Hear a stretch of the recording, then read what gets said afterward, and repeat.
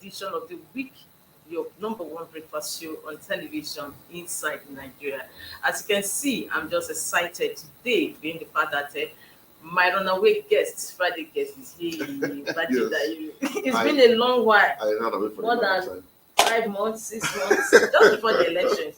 Yes, so I've been here for so long. I was so much looking forward to having you in the studio to give me snippets on because we were on the feed. I was actually, I was.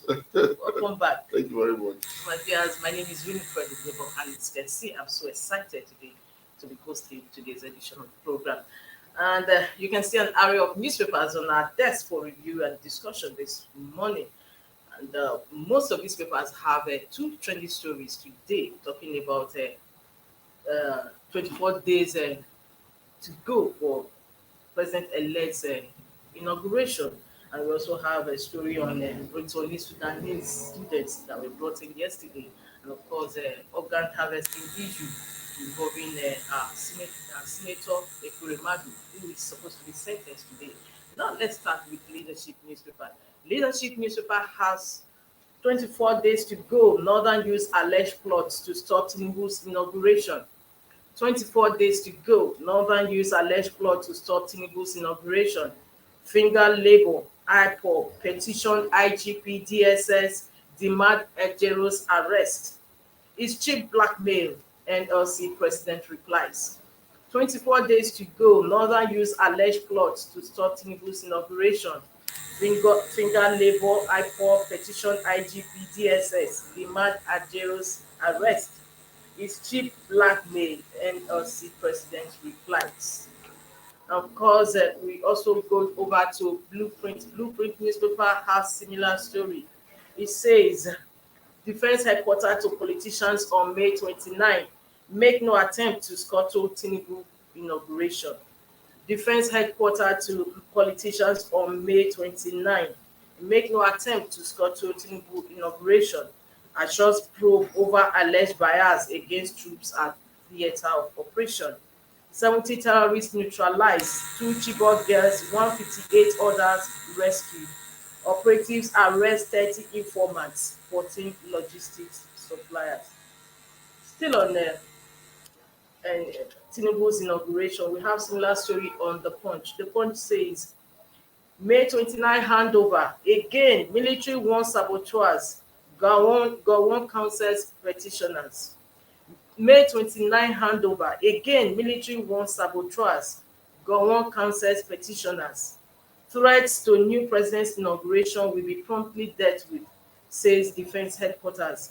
Keyamo knocks on Naekon for saying Tinubu should be sworn in before tribunal verdict. And on the Nation says, adverse on inauguration, Onaekon comes under fire. Senior lawyers not clerical, questioning President-elect swearing in. Defense headquarters says nothing will stop May 29 event. And of course, on that Onaekon story in relation to this inauguration, on this day has the story. Above the masthead, this day says, Onaekon is senseless to swear in 2023 winners of polls with pending court cases. Onaekon is senseless to swear in 2023 winners of polls with pending court cases. Calls for review of Nigeria's electoral system. That is on Onaekon. And of course, Leadership also has story on Onaekon. It says that we are yet to be told the winners of. I'm still waiting for courts to tell me Nigeria's next president. That is Cardinal Onaekon. Now, welcome back once again. So, what is your view? Because the story that is trending. And once that brings me to bring back my thoughts on the defense headquarters always warning. But they are the ones that have the wherewithal to repair to it. So why would to repair any protest or any attempt to scuttle democracy? So why are they warning harmless or Nigerians? Okay, I think it is because they want to dispel any warning harmless. These people do it, Yes, I think that is in an attempt by the military to show that they do not have sympathies for politicians or certain elements within the system that may want to scuttle democracy. agree with me that, like you rightly pointed out, you can't have a Scotland of democracy without the support of the military. Yes. And in most cases, we've seen situations where civilians actively invite the military into affairs of governance. Mm. It happened in 1966. It happened even in 1983.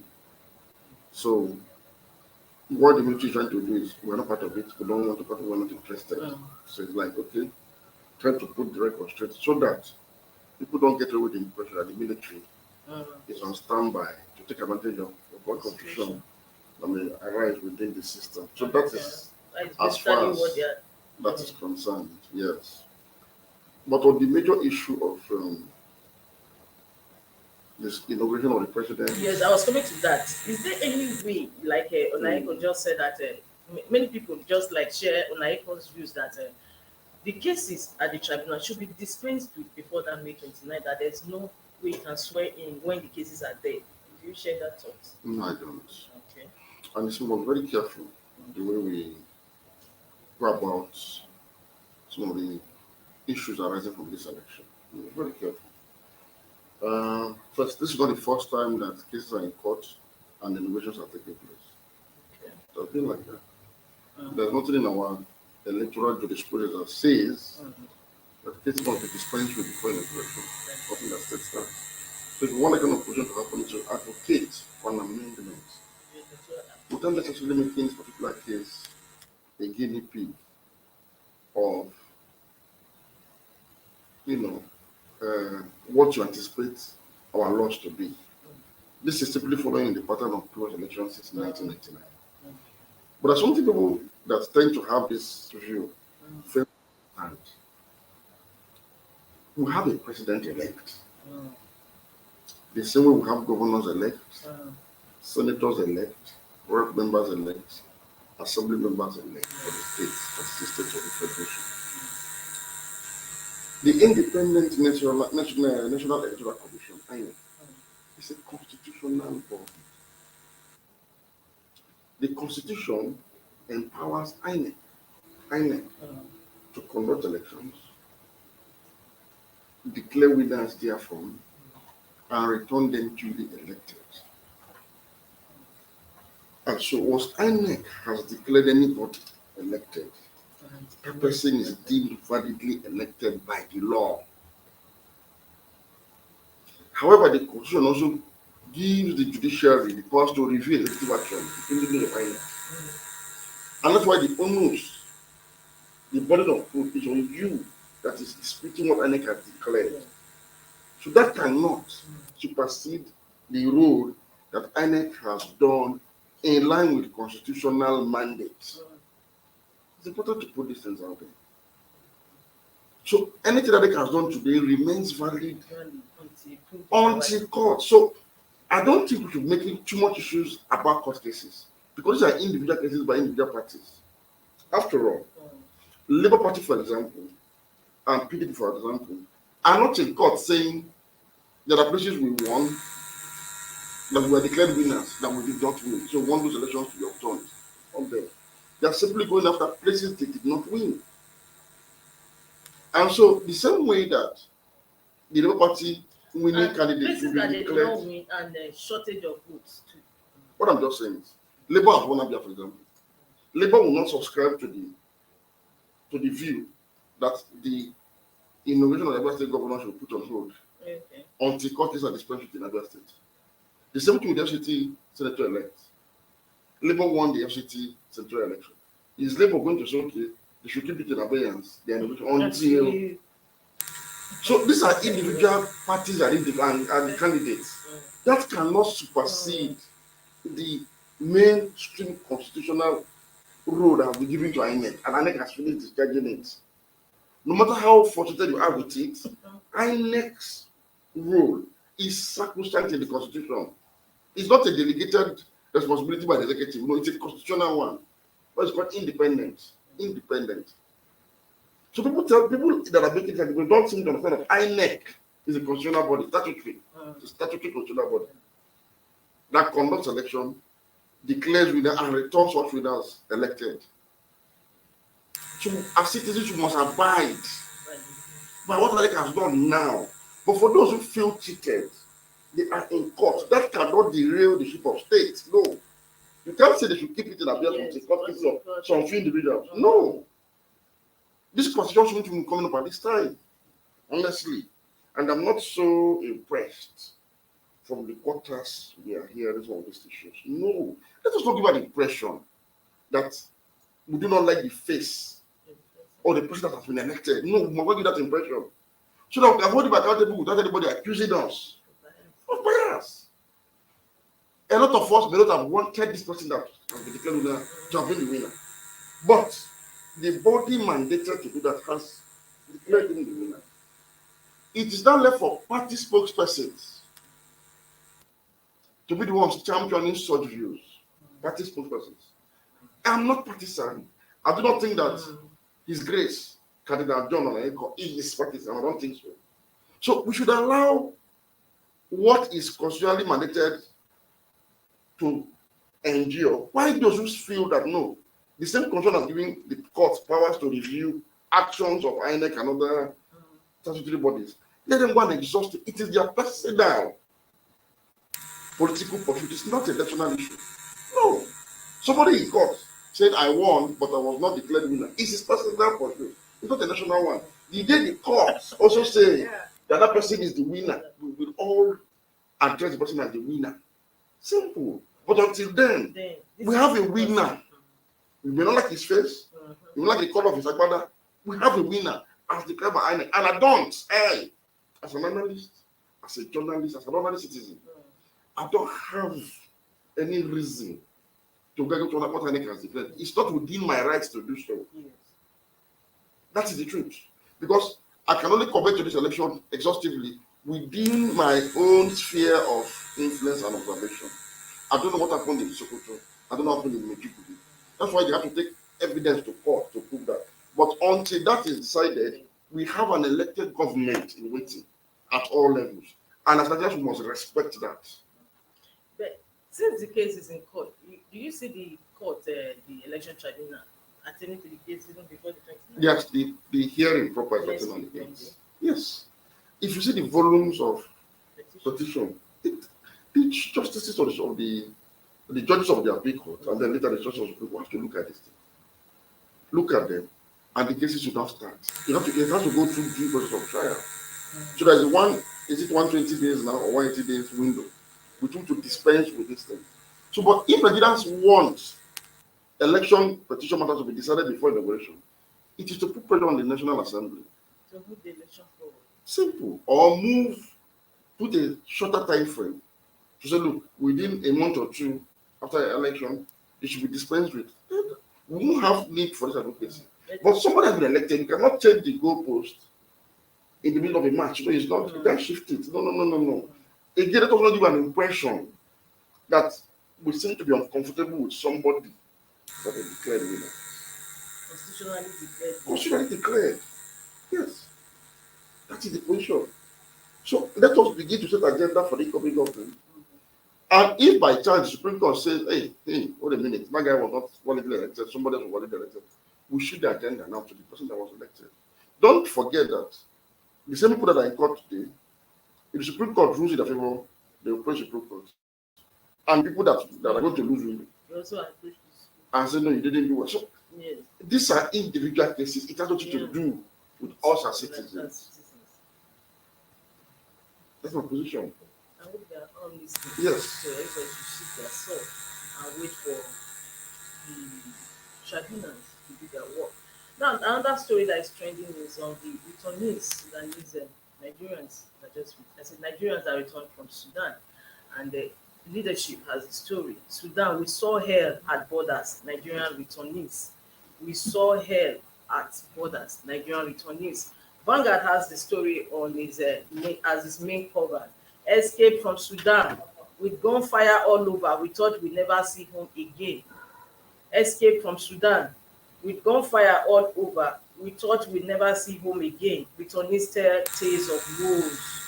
I had said my last prayers, waiting for the worst. Students, we were sexually harassed, raped, stole to survive. Students, we paid money to be allowed to urinate. We paid to bathe, brush teeth, etc. Nigerian officials tagged us for 12 hours. We literally saw death, but Nigeria came through. I feared for my children's safety in Sudan, Nigerian father. Refusal of Nigerian missions to pay visa fees delayed our evacuation. Federal government gives each returnee 100,000 naira cash gift. Asthma heir to elite second batch. Of course, on Vanguard newspaper, you can see pictures of the returnees from Sudan. We also have picture of the aircraft that got them, and even why they were aboard the aircraft. The Punch newspaper also has similar story. Second Sudan, second batch of stranded Nigerians arrives today. Blueprint says we hope for ceasefire in Sudan before charge operations. NACON. We don't have much on the Sudan returnees, but they also have pictures of Sudan returnees on their cover. We have the first batch of 367 Nigerians stranded at the Nnamdi Azikiwe International Airport in Abuja Wednesday night. And of course, the returnees were seen captured checking their temperature. We have some of the returnees going through immigration checks. This day, Sudan, about 200 Nigerians stranded on road to Egypt.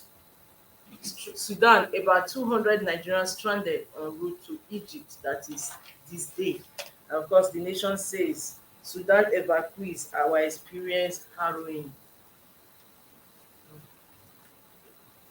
Did you have anything to say? What do you have to say on these Sudan returnees? Well, it is Nigeria, important. didn't Nigeria leave it a bit too late? No, well, not so much as too late. Mm. The only thing I can say is the current crisis in Sudan was something that any close observer of the affairs of Sudan should have seen coming and had expected That's that what I'm saying. That our intelligence officers, the NIA agents, and all over our diplomatic missions abroad, in Sudan should have alerted the Nigerian government exactly. of this impending war, and maybe we should have started evacuation much earlier. The same way you have foreign missions in Nigeria announcing to the citizens to say don't go to social places, and they make out evacuation sometimes even before whatever they are predicting happens. And in most cases, it usually does not happen because Nigeria will take a cue from the alerts that they've issued and then nip some of those things in the bud. And I have thought that being on a country that is a bit close to Sudan in terms of religious and cultural affiliation, we should have seen these things coming out. I think better than any other country. But even given that obvious lapse, I think that the government working with public spirited individuals like Ali Manyema, one of the helpers, the Dangote Foundation, the Olumelu Foundation, and all of the critical stakeholders, the ministries of foreign affairs, NIDCOM, and the Ministry of Humanitarian Affairs. Somehow, we have managed to start the evacuation of our citizens from Sudan into Nigeria. And we hope that the efforts are sustained and that more of them will be brought back to safety because the crisis in Sudan is not one that is going to end anytime soon. Yes.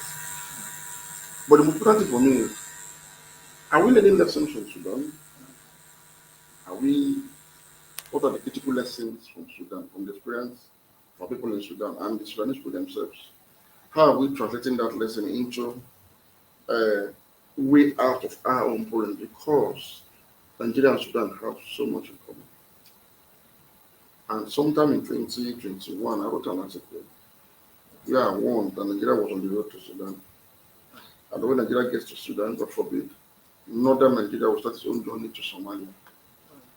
But what it's looking like now is that, yes, at the height of the killer heartland crisis, when the southern governments came together to say they're going to ban open them across the south, the south was going to start forming a Motekun, the east south is going to form the Ubagu. We saw a north-south divide over this matter, over the matter of killer heartland. I described the ongoing violence in Nigeria as a cow war. Nigeria was fighting a cow war. And everything seems to be heading downhill at that point. Nigeria has managed to avert the road to Sudan because, if you recall, at the Asaba declaration of 17 Southern governments, when they declared jointly that they are going to ban open grazing, at the end of the resolution, they said they wanted Southern presidency. Yes. because they tied power, mm, Mm. executive power at the center of Nigerian government to the campaign that was going on across the country unchecked. Yes. Simply put, there was a feeling that the president of our country, for the moment, refused to act because these people were elements from his own ethnic group. Mm. So that's what the country felt alienated enough to say, we want this to be stopped in our region and we also want power. To the top. That was why some people in the north saw reasons to this and worked actively for the power shift you are seeing today. Yes. The power shift that has happened in Nigeria today has averted Nigeria's way to Sudan Yes. momentarily. Yeah. I agree with It has. However, Sudan has proceeded to Somalia. And so that gives us a glimpse of what will happen to northern Nigeria if Nigeria has split into two on account of the activities of illegal herdsmen of mostly Fulani you. ethnicities. Such. What am I saying is, let me give you a background to the crisis in Sudan. People may not know what's happening in Sudan. What's happening? Sudan, like Nigeria, is a country that is broadly divided into two, the Muslim north and the Christian south, just like Nigeria. I thought the southern has split. That has split. That split from the north is part of the reason you're having crisis in the north. You know, initially they split them. Southern Sudan also had issues. Oh. It went on for years. These are the lessons we need to learn. Stopped. And now the crisis is returning to northern Sudan got independence in 1956, before Nigeria. before Nigeria. The southern part of Sudan is made up of black African tribes that are mostly Christians Mm. and non-Muslims. While the north, we are mostly made up of Muslims, mostly of Arab race, and some few black African Muslim tribes in the north as well. But the country was dominated by the Arab Muslim people in the northern part of the country. To the point that they wanted to even impose Sharia law over the Oh, country. yes. Mm. They created a situation where there was a clear dichotomy, an apartheid system of some sort, that marginalized the South and made them so frustrated and angry that they wanted to secede from the country. That was why they fought the first civil war in the 60s, fought another one in the 80s. So it was war all through. While this was happening, it was the southern part of Sudan that had the bulk of the oil wealth of Sudan, Yes. especially like Nigeria. Yes, just, yeah, it's just, so that's what you said that Nigeria is like. So we need to learn a lesson from this. Now, why this was happening? Why the North and the South were still fighting over the right to secede? Something was happening within the northern enclave of Sudan itself. In a place called Darfur, the western region of Sudan, they are Muslims, they are in the north, but they are not Arabs. They are mostly black indigenous tribes in the region, but they are Muslims and in the north. Initially, they were in solidarity with the Arabs of the north against the South. But the marginalization also extended to them on the basis of racial differences. We are Arabs, we are not Arabs. So they started agitating for secession in Sudan. This was ongoing when there was a civil war in Chad, in neighboring Chad. I'll give you this story because people don't know what's happening in Sudan. Yes, it's very, very. Even most of our foreign policy pundits don't know what's happening in Sudan. They will tell you that it's a policy war between Russia and America. Say, no. Yes. Stop that nonsense. Look inward to find out the problem. In the 80s, there was a civil war in Chad. Now, there's an Arab tribe in Chad. They were a minority. And so somehow during the civil war, they were displaced. Some of them now moved into Sudan. But Sudan and Chad share a common border. When they came in, their Arab cousins, that were the rulers of Sudan, welcomed them. And they were settled in the Darfur region. These Arabs came in as camel herders and camel traders. And when they came in,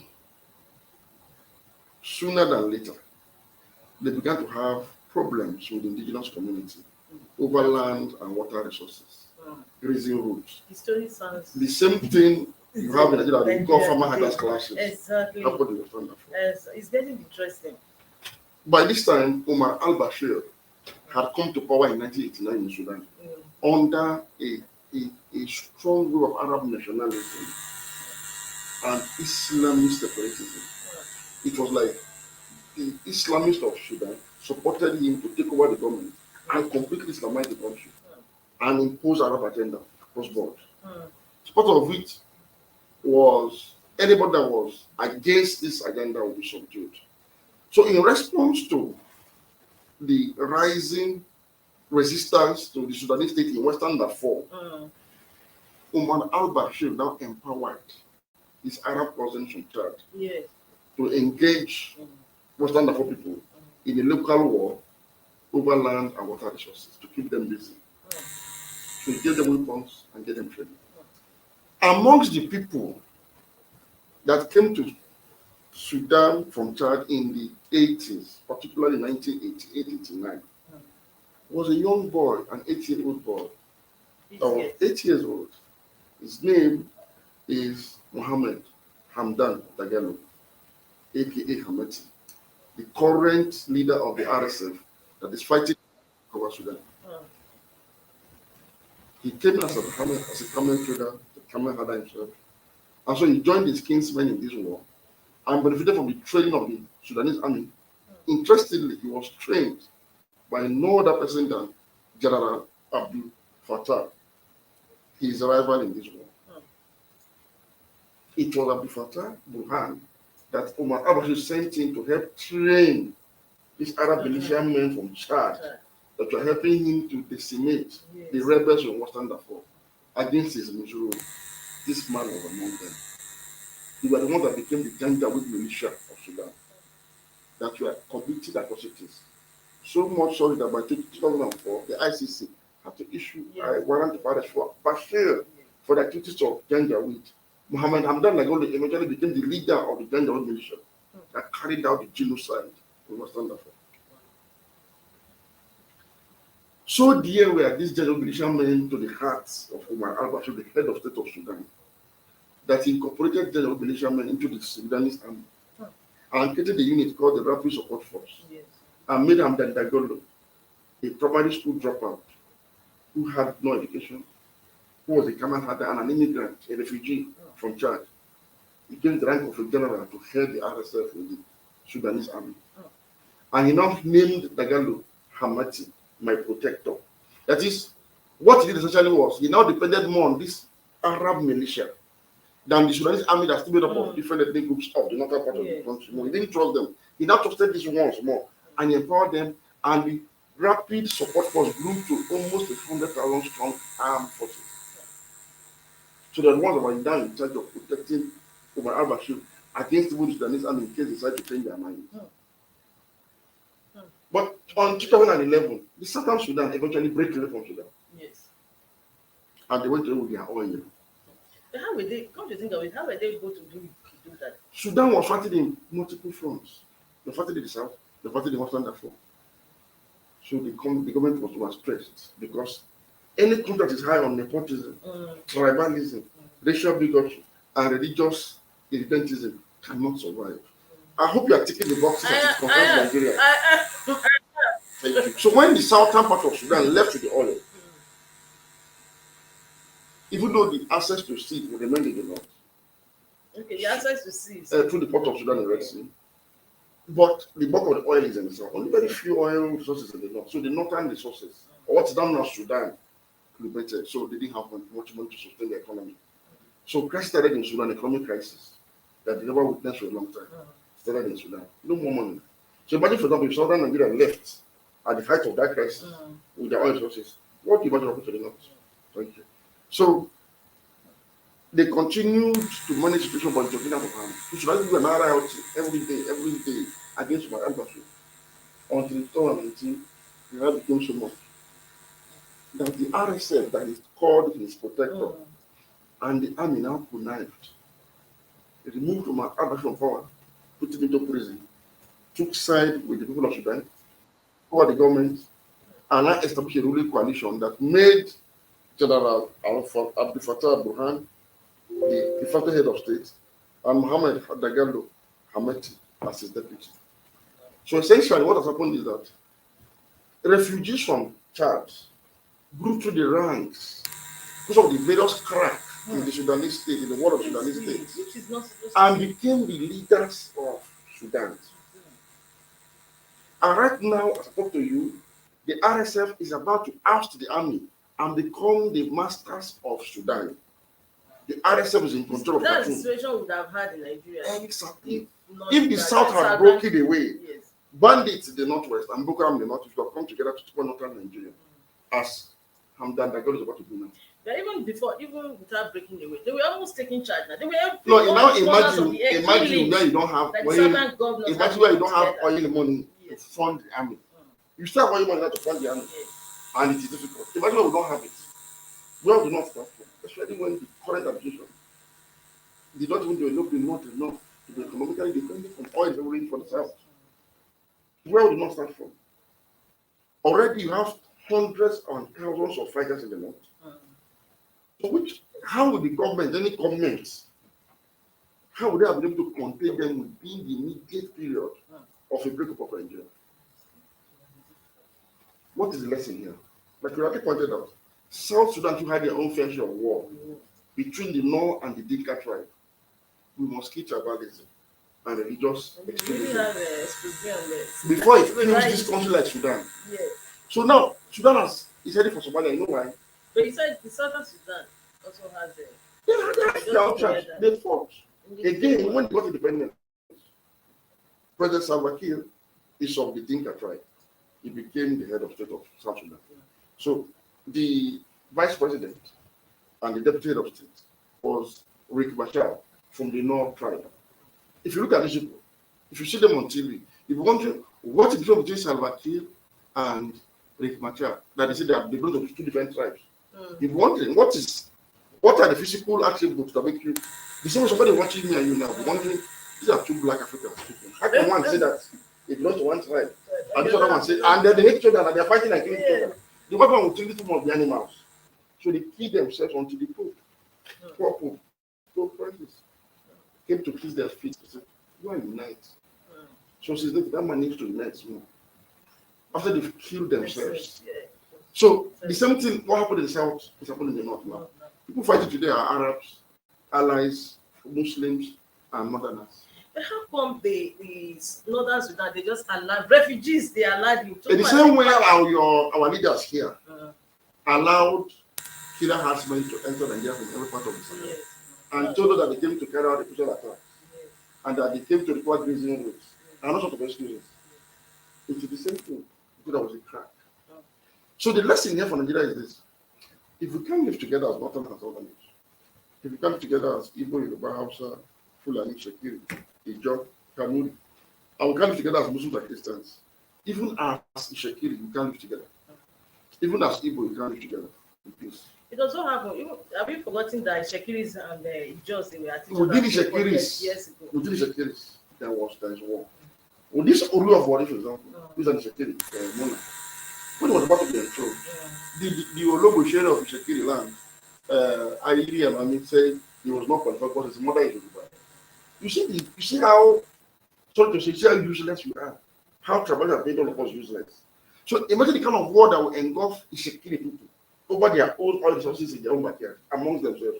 That's when you know that there are really Shekiris and not and fake ones. The same thing with the Jaws, the same thing with the Orobos, the same thing with the Igbos, the same thing with the Yoruba, because it's the same virus of tribalism that is penetrating all of us. Yeah, let me shock you now. You know in Lagos, you saw the crisis in Lagos. Yes. The Igbos shouldn't vote. Yes. We even saw that what is this called? The Labour Party, they did not even say his mother. Whatever. Is The person that provoked, that championed the Togri, that attempted to suppress the vote in Lagos was one man called the Children. But the IG told us that he was just joking. Thank you very much. Now, but we saw the actions It later. was not serious. If you go back history, M. Cholomo claims to be from Oshodi in Lagos and somehow claims to be part of the Oshodi family. But if you go down the history of Lagos, the Oshodi family of Lagos are of Lupe ancestry. Wow. Interesting. Yes. And so they are the ballets of Oshodi community in Lagos. So they wanted the ballet ship to be upgraded to an upper structure. And so MC Mona said they wanted to be upper. Now, the Oshodi family now responded that, but you don't belong to that family. If I don't know where you came from, then you're a tenant in Oshodi. So you can't even aspire to be upper. It was that man that said Lagos people, Igbo people that do not belong to Lagos. Meaning, if you leave the same people that say Igbos are not Yes. Lagosians to They don't themselves, get themselves, they talk. they have division. This is That is interesting. the African What a, story. what a history. So if you hear me always advocating against tribalism, Yeah, you have always I've been. seen it wreck You've always countries. been. I've seen it destroy people. I'm one of the people that if you don't keep tribalism in Nigeria, it will kill Nigeria eventually. Traditionally, that's election. See the tribal hate. But it wasn't much. I think it was just restricted to Lagos area. That's why there was a love to engulf the country. You know why? The two of Nigeria's most educated tribes, most sophisticated, most exposed, engage themselves in a war of words that almost derailed this country. Yorubas and Igbos. Yes. These two, they're enough to crash this But it country. was just few Yorubas. It was just It was not as free as we thought. You think so? You see, I was Because shocked when an I saw. influencer who is also a journalist on Facebook said that day. I remember that after the next day after the presidential, he said, on no account, for what I saw on the field today, for this based in Lagos, or what I saw today in Lagos, don't go back to university because of our women No, accept that. I agree. That's what I'm saying. Perfectly. And that is what we need to do more. I agree. My worry is, even why this is so, the way people you don't expect, very educated people in security services, people in the academia, people in the media, the way they were from certain kind of views against Igbos in other times made me understand that. Wow. So we are still not there. And it's not about Lagos and Yoruba alone. This is the same tendency across the country. An Igbo man is regarded as a stranger in where you call Yoruba land. The same way a woman is regarded as a stranger where you call Igbo land. So it's not possible in Nigeria to be Yoruba and Lagos. In the same way that it's impossible, impracticable to be Yoruba and Anambra. And this is an anomaly. Any culture that is like this cannot make good. What is the way forward? No, we've always been talking about this. We need to retell our story as a people. Every country you see in the world today. And it was made was during this administration because it further Because deepened. okay, you have got another topic. Yes. Let us start from there. First, it's important to know that any country that you see that is secure, that is prosperous, had achieved national unity first. So there's no way you can't make progress without achieving national unity first. Social cohesion, national unity. But achieving national unity, the leadership of that country must administer the country with the principles of equity, fairness, and justice, where everybody has equal citizenship and equal rights. First, it must be there. A country like Egypt, for example, do you know why Egypt is stable? Egypt has managed to achieve this. Egypt is a multi-ethnic country, multi-religious, multi-racial. Egypt is more diverse. Egypt is more diverse than us, than Nigeria.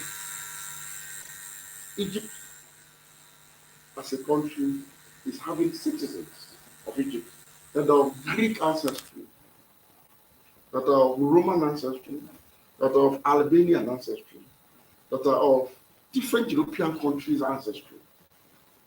And they have the ones that are of Arab ancestry, the ones that are of Levantine ancestry, the ones that are of Jewish ancestry, and ones that are of Black African ancestry of different extraction.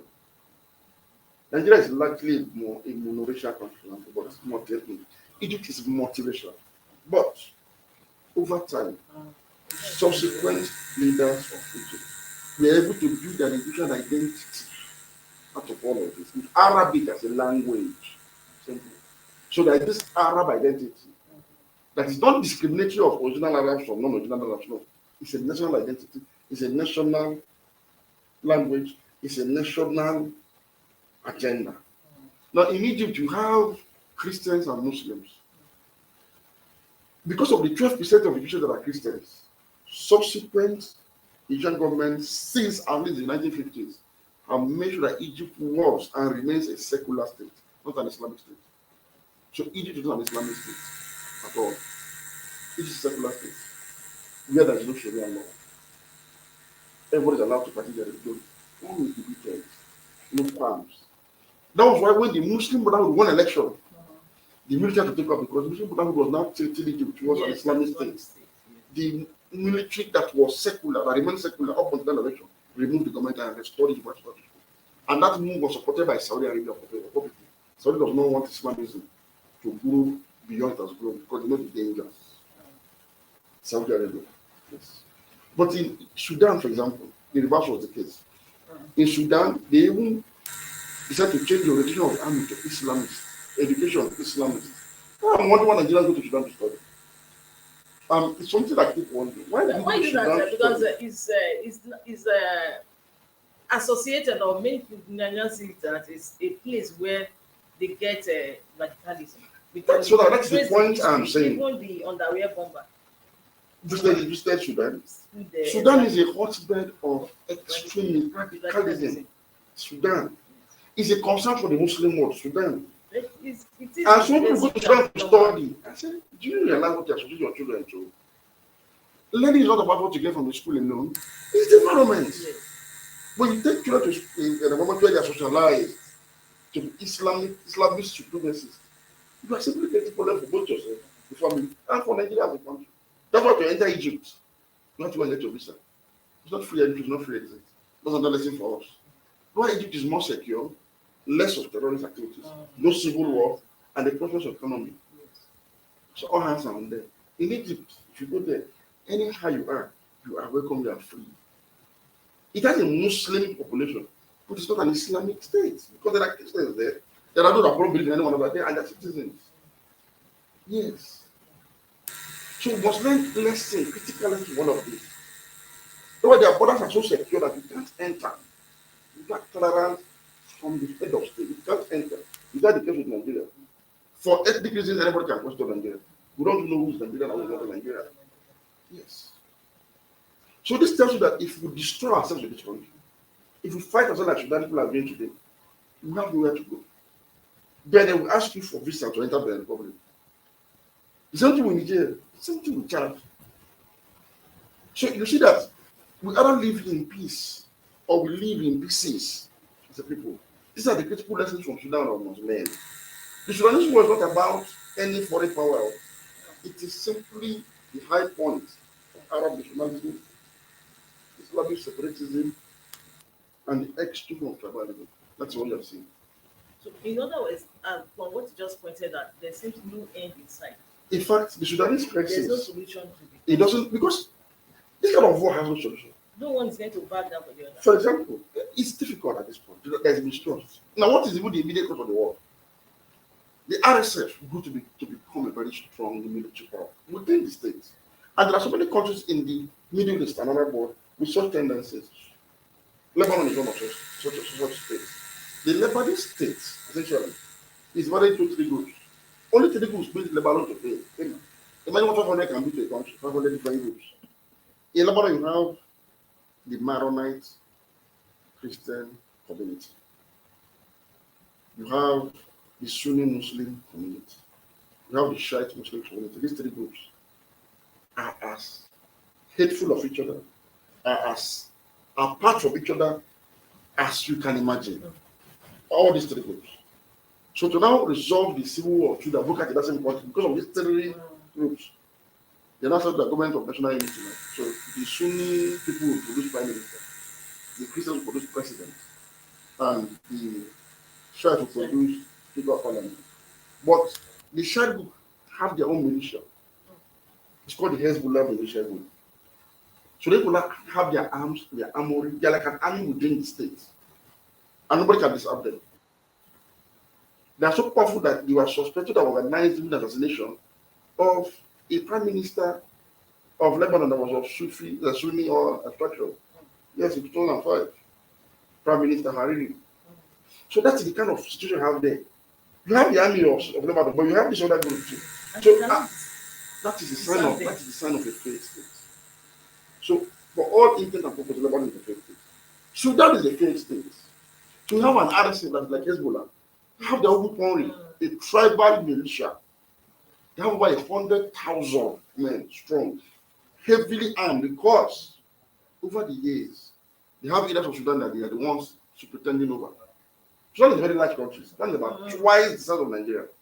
Yes, Sudan is very large. Even after split. Yes, Sudan is still very large. After the split. Yes, it's still a large, vast country. Sudan straddles Sub-Saharan Africa and North Africa. So it's a large country with multiple ethnic groups. You've left out Burkina Faso. You see, Burkina Faso too is also present in front of the. It's also worse. Yes, some the I concept was of reading a story that report that these militants or terrorists they've yes, taken possession of and some yes, places, some yes. places. That Once that rise that other countries, people get excited. It's difficult. That's why we must roll back on all of the challenges in Nigeria. So I was talking about leadership here. Any country you see that is united, it was the leader that united the country, a leader, a purposeful leader. It happened in Turkey, it happened in Saudi Arabia, it happened in the United Arab Emirates, it happened in Egypt. A leadership that is enlightened on these issues will do all that they can to forge social cohesion and forge national unity for the purpose of national security and national economic development. That's why in the last 18 years, because we did not have such a leadership in this country in the last 18 years, it reversed even the gains of the people's administration. Yes. And tilted Nigeria towards the road to Sudan. Oh yes. Yes. Plasma Force fought hard. And that's why you can even just commend Nigerians who know no matter the pains they felt, but they still took it in their strides. Yes. Onslaught of killer herdsmen. It was God that intervened. And there was a ray of hope that power was going to go to the south. People don't know what some of us saw when we threw our heart into the power to go to the south. That was the last ditch attempt to save it from the cross. If one didn't go to the south, the entire southern flag would have united. Enough is enough. I don't know what happened after this time. If another person was the same instruction as the current president took over this government. But that's what it was Mr. President's body language with what Adamu. The And that is APC why chairman, you forgot him. That's why I'm not one of. Before I'm the not. I'm primary, not one when of. he That's announced why that I am after not. consultation with I am not one president, of those who condemned this election in its entirety. I'm not one of those. I studied the election. I looked at the entire dynamics, and I said something. If I never want to win this election, it wasn't going to be for. It wasn't going to be for Tinubu at all. Everything was done to frustrate Tinubu from winning. People forget easily. Look, a lot of us are not objective. That's the problem. Tinubu lost this election practically. Look at the vote Tinubu got. Tinubu only managed to win 12 states. A kind of sitting party. He lost Katsina. People forget to. He lost Katsina. He lost Kaduna. He lost Kano. He lost Sokoto. Tinubu only won 2 states in the northwest. Jigawa and Zamfara. It was not central that made up for it. Tinubu lost 5 states in the northeast. It was not central when he won about 4 states that made a difference. He won Kogi, he won Kwara, he won Niger. We won Plateau, won Nasarawa. Then Tinubu also won Benue, narrowly. Then he won 4 states too in the southwest. So the votes in Lagos that should have ordinarily gone to PDP was appropriated by Obi. Then Obi took the southeast with massive win and dominated the south-south. That was what saved Tinubu and made him to win the election. Only. Let me tell you, the PDP was confident of winning southeast and south-south. They wanted to win the race. That was why they were confident. They were very confident. You know what? No one gave them that confidence. I don't know. I'm not telling party has thinkers. Because on this program we've said that. Yes. Open this race. How can Exactly, but they were still so confident that they were going to claim. Otherwise, everything was done To frustrate Tinubu, including the national redesign. We saw it. The opposition rejoiced at some of the moves being made by the ruling government against Tinubu. I saw people that were supporting Obi and Atiku supporting the government for the first time. For the first time, Tinubu was issuing statements cautioning Tinubu from attacking the president. But they thought, they believed, they were convinced that the one of the day was supporting them. So if that were to be the case, even Malam Nancy Erufa also said it now. That he said they don't want it. Do you know what saved this whole situation? Nasir El-Rufai, Masari, Ganduje, Kassim Shettima. They saw the possibility of a major crisis in Nigeria if Tinubu particularly does not win this election. And it is blamed on northern constituency that they cannot contend the fight. They saw it. That's why they worked hard to harvest vote for Tinubu despite the difficulty in their respective states. If these guys had played along with them before agenda that was against Tinubu, Tinubu would have lost massively. So thanks to these guys, though he lost Kano, but Gandhi was able to use his influence to bring in some votes. Yes. Whereas he lost Katsina, Vasari tried his best to narrow the gap, reducing gap. He lost in Kaduna, El-Rufai tried his possible best. He lost in Sokoto, Wamako tried his possible best. He lost in Kebbi, Atiku Bagudu tried his possible best as a sitting governor. Then in Zamfara, he was lucky he won Zamfara. In Jigawa, the governor tried and delivered Jigawa. This was what made the difference. Because this one saw that nothing short of Sudan would have happened in Nigeria. You see, People had you know, the north. the president wasn't so bothered because a situation whereby he was still supporting the northern extraction to take over leadership. That would have been another situation. That's what this other government element in the north saw this situation we are analyzing now. Yes. It won't go well. The country is too divided. Why listen to their And they statements? want to still support a northern And they came out and said openly Yes. that the president said we should support this man. There is consensus. Do you know what crashed that issue? No. These same governors. Yeah, see, Adamu and the president maybe underestimated the result of these governors. Yes. And that was what happened. These governors saw what we are talking about now. If this happens, already we should see the solidarity between Igbos and Yorubas. Yes. That even resulted in massive voting for Obi by the Yoruba people. Obi didn't really go to vote. No. Obi had massive Yoruba support. It was a tilt towards the Southern Alliance. Yes. The Northerners saw it. They said, look, this will not work for us. Do you know that there was that issue of blockade of South and North that was averted by the government of Alain Onyema and the Abil of Kogi State? These are the early signs of a serious crisis at hand. So they saw the body language and said, no, we must not push this people beyond this level. So if anybody was going to be supported from me or by any agent of the state, including Nine, you should take Obaka or the PDP, not Tinubu. So they don't say that INEC supported Tinubu and because he didn't compete election results 3 times. What gave you the impression that it was for Tinubu's sake? Look at all of the look at the arrangement of the sequence of events. Why didn't you also think that this would have been done because of Atiku? Why particularly figures of Tinubu? These are the issues. And I've had conversations with people across the country and say, look at this election. It's a win-win-win for everybody. Especially for Obi and for Tinubu. How is it a win? First, the major victory for Southerners is that power has come to the Southern region. First. Secondly, without Obi in this race, Obi would have won the election. Because most people that voted for Obi may have likely voted for Atiku. But I doubted, why I doubted was that would the SAT would be willing to play second fiddle again next year after having a northern presidency? Some Southerners were winning. Yes. In PDP, Southerners in PDP were winning. It took Obi's presence in this race to avert this. Yeah, it was Obi.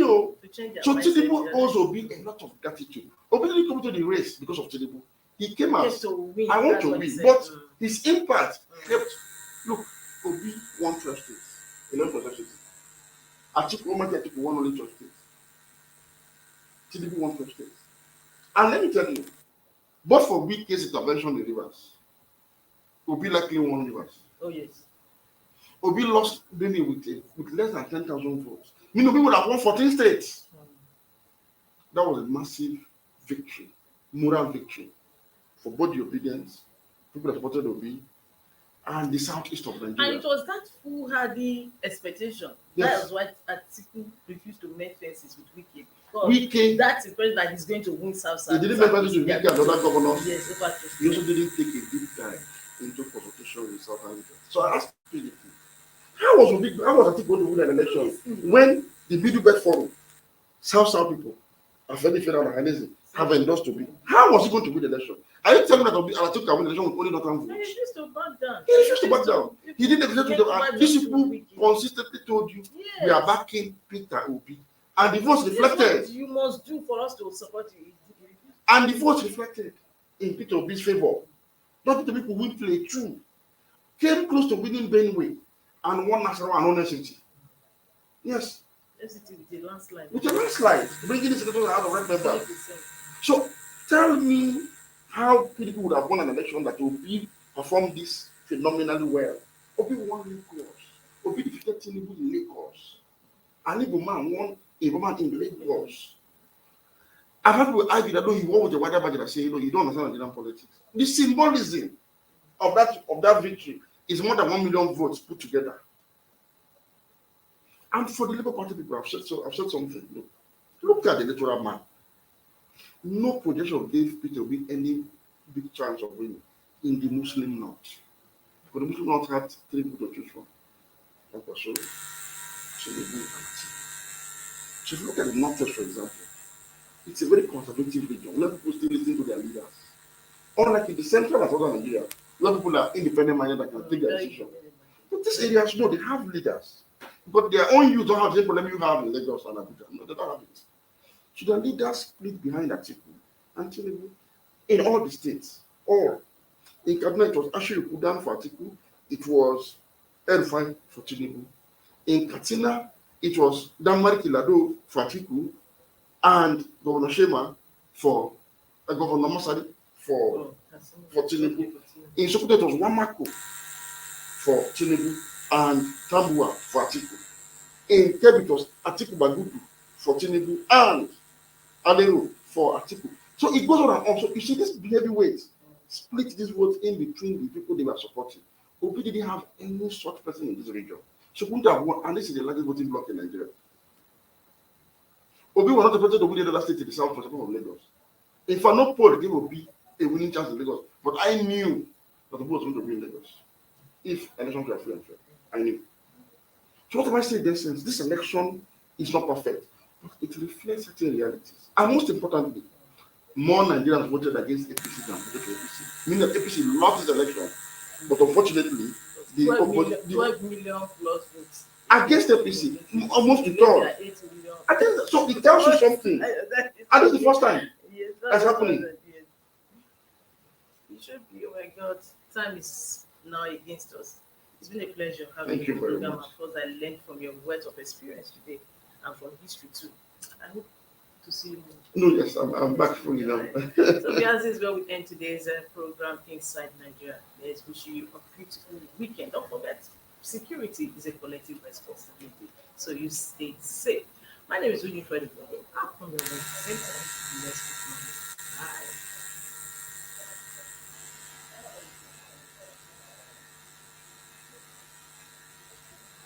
Thank you for watching. For sponsorship and advert placements, please contact 080 3688 6158.